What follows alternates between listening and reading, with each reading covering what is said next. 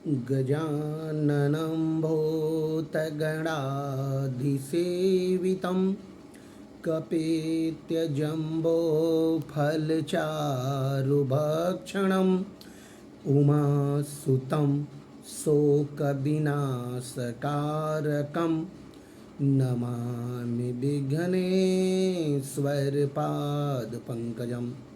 तो मित्रों, आज एक हमारे अति प्रिय मित्र जो प्रतिदिन सुंदर कांड पढ़ते हैं, पाठ करते हैं, उन्होंने एक चौपाई पर मुझसे व्याख्या करने को कहा।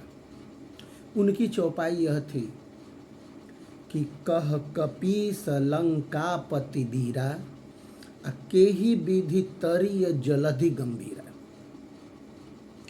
ये उस समय का प्रसंग है।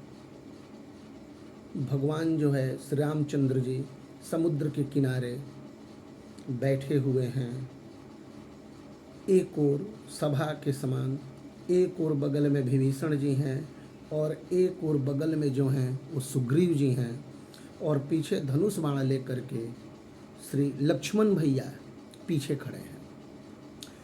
तो भगवान देखिए तीनों से पूछ रहे हैं, कह कपीस लंकापति वीरा केहि विधि तरिय जलधि गंभीरा। कपीस मतलब सुग्रीव जी, कपियों के राजा।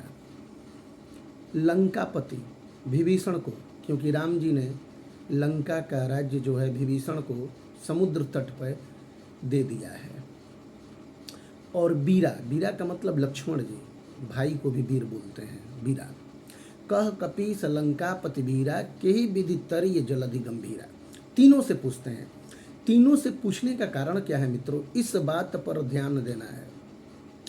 अगर सुग्रीव जी से पूछते, विभीषण जी से न पूछते, तो विभीषण जी के मन में होता है कि कुछ भी हो, है तो हमारे भाई के शत्रु,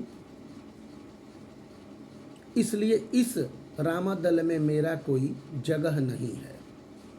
और यदि विभीषण जी से पूछते, सुग्रीव जी से न पूछते, तो सुग्रीव जी के मन में होता कि भाई जिस समय इनके पास कुछ नहीं था, मैंने अपनी किष्किंधा की समस्त वानरी सेना इनको दी, हम लोग यहाँ पर तक आए, और जब शत्रु का भाई इनसे आकर के मिल गया तो अब यह हमारे ऊपर कोई ध्यान नहीं दे रहे हैं।